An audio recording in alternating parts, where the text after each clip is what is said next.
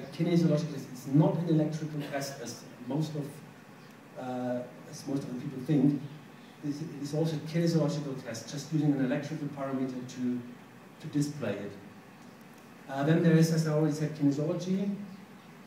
And there is the RAC, I don't know if you know that, this is the pulse reflex. Not like the Chinese or the Ayurvedic, where you have a different quality of pulse that you sense.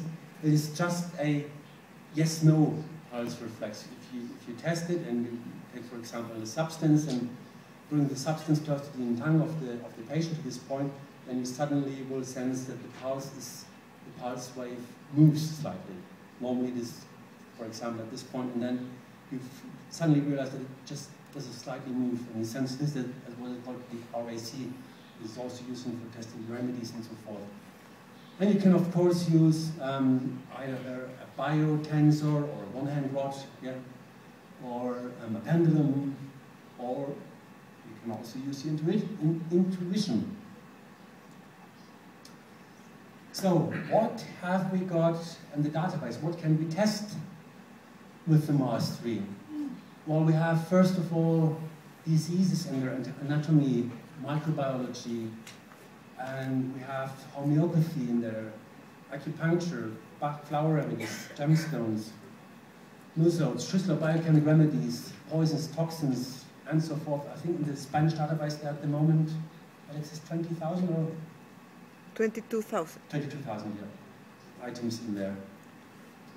But please bear in mind, even if we have anatomy here or even the diseases, this does not mean that you can diagnose the disease. It is just, but originally these rates has been invented for treatment of the diseases. So if you have somebody suffering tuberculosis, you could use the disease rate of tuberculosis to treat him. But as I said at the end of my first talk, this is not intended to do a diagnosis of whether somebody has cancer or multiple sclerosis or whatever. It is just intended to pick up the energy pattern of this particular, or the information pattern of this particular diseases. So more than 20,000 entries, and what is really makes the MARS-3 special is that you can edit this database yourself.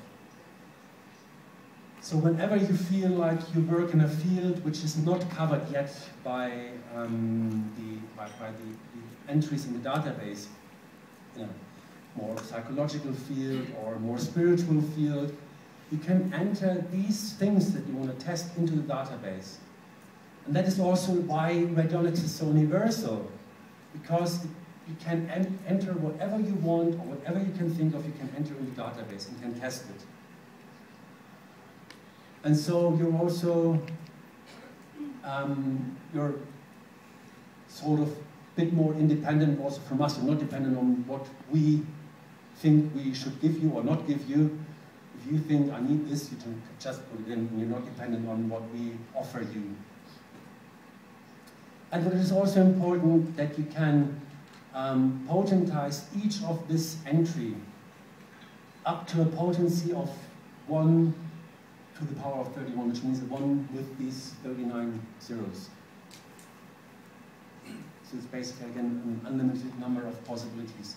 Then we have, obviously, several naturopathic rates in there, which is, for, as I said already, homeopathy, Bach flower remedies, gemstones, and so forth. And we have in this scope software the color tuning, this color and sound therapy module, where I already talked about this morning. Now let's come to this result list that you get out of the data which is in the database. When you run a test, you get the result list. And as I already said, you get several information. First of all, you get the information what has been tested. For example, here's Hepa sulfuris, a homeopathic remedy. You get the information which potency do you need. In this case, 2 centesimal, and on which level does this remedy act in the patient, and last but not least, the overfunction and underfunction.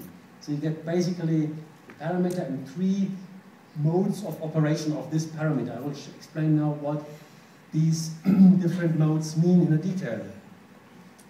Well, first of all, the overfunction, underfunction.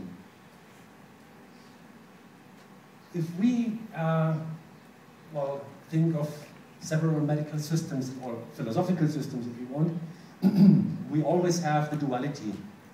We have the yin and the yang, we have the plus and the minus, we have the light and the darkness. So we have here two energetic states which an organ or any other parameter you're testing could have. Either there is an excess of energy, there's too much energy, which means there's an overfunction, or there is a loss of energy, there's too less energy, which means there's an underfunction. Underfunction values are displayed in the software with a minus. The overfunction values, they have nothing in front of it. So we can say that this negative, I wouldn't say negative because it doesn't pick the point.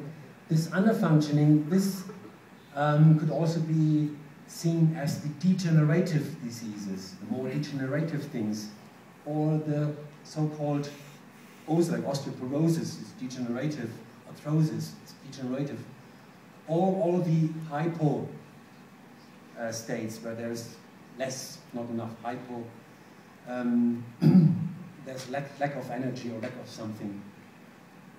On the other hand, we see the overfunction as the area with the acute diseases, with all the itis, like bronchitis, nephritis and so forth, and the hyper states where there's an excess, there's too much. And on this scale, which goes in the Scope 4 software from -10, is -10 to +10, there are several areas where which need attention, which don't need attention.